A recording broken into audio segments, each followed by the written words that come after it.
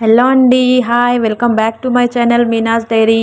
అందరూ ఎలా ఉన్నారు? బాగున్నారా? నేను కూడా చాలా సూపర్గా ఉన్నానండి. అయితే ఇవాళ నేను చేస్తున్నాను బెండకాయ పులుసు. అయితే ఇది చేయడానికి నేను ఒక పావు కేజీ బెండకాయలు తీసుకొని కొంచెం పెద్ద సైజులో కట్ చేసుకున్నానండి. ఒక 2 ఆనియన్స్ తీసుకున్నాను, అవి కూడా సన్నగా చాప్ చేసుకున్నాను. 2 టమాటోస్ తీసుకొని అవి కూడా సన్నగా కట్ చేసుకోవాలి. కట్ చేసుకున్న తర్వాత మనము రెసిపీ ఎలా చేయాలో చూద్దాం. అయితే మన చాపింగ్ ఇప్పుడు ఫినిష్ అయిపోతుంది. అయితే ఒక ప్యాన్ పొయ్యి మీద పెట్టుకొని దాంట్లో 2 టేబుల్ స్పూన్ ఆయిల్ వేసుకున్నానండి. దాంట్లో కొంచెం జీలకర్ర వేసుకోవాలి. వేసుకొని జీలకర్ర కొంచెం చిటపటలాడాక దాంట్లో మనం కట్ చేసుకున్న ఆనియన్స్ ఉంటాయి కదా, అవి వేసుకొని బాగా ఫ్రై చేసుకోవాలి.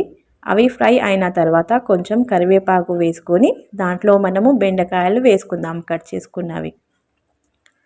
అయితే కరివేపాకు వేసుకొని చిటపటలాడించిన తర్వాత దాంట్లో బెండకాయలు వేసుకోవాలి. ఈ సైజులో కట్ చేసుకోవాలండి బెండకాయలు. తినేటప్పుడు కూడా చాలా టేస్టీగా ఉంటాయి.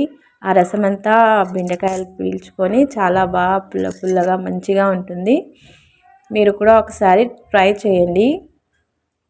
అయితే మన బెండకాయలను ఒక 5 మినిట్స్ వేయించుకోవాలండి. ఒక 50% వరకు కుక్ అయ్యేంత వేయించుకున్న తర్వాత దీంట్లో ఒక టేబుల్ స్పూన్ అల్లం వెల్లుల్లి పేస్ట్ వేసుకోవాలి. ఫుల్గా వేసుకున్న తర్వాత ఒక 1 స్పూన్కి కొంచెం తక్కువ పసుపు వేసుకోవాలి. పసుపు వేసుకొని ఇవి బాగా వేగనివ్వాలి, స్మెల్ వెళ్ళేంత వరకు. వీటిని బాగా కలుపుకున్న తర్వాత మనము దీంట్లో స్పైసెస్ వేసుకుందాము.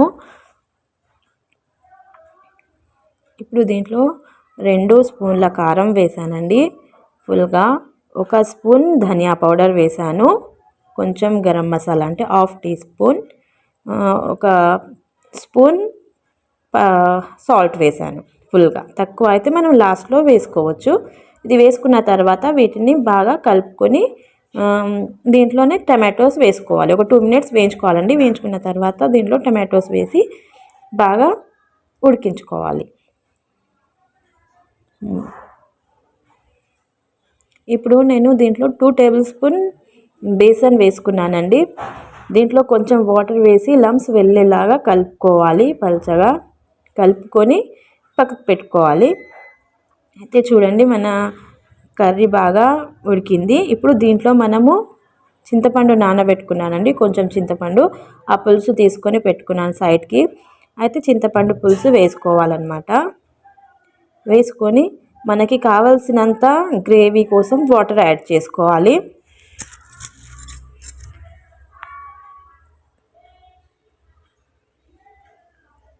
ఇప్పుడు వాటర్ యాడ్ చేసుకున్న తర్వాత ఇది మరుగుతుంటుంది కదా, దీన్ని కప్పి మరి ఉడికించుకోవాలన్నమాట.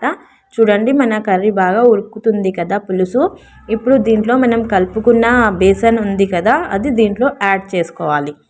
యాడ్ చేసి బాగా కలుపుకోవాలి. స్మెల్ కూడా చాలా బాగా వస్తుందండి. చాలా టేస్టీగా ఉంటుంది ఈ కర్రీ. మీరు కూడా ఒకసారి ట్రై చేయండి. అయితే దీన్ని కొంచెం ఉడికించుకోవాలన్నమాట. ఒక 10 మినిట్స్ లో ఫ్లేమ్లో ఉడికించుకోవాలి. బాగా ఎంత ఉడికితే అంత టేస్ట్ పెరుగుతుందన్నమాట. అయితే దీంట్లో కొంచెం కొత్తిమీర కట్ చేసుకొని వేసానండి. ఇప్పుడు దీన్ని ఇంకా 2 మినిట్స్ ఉడికించుకున్న తర్వాత సర్వ్ చేసుకుందాము.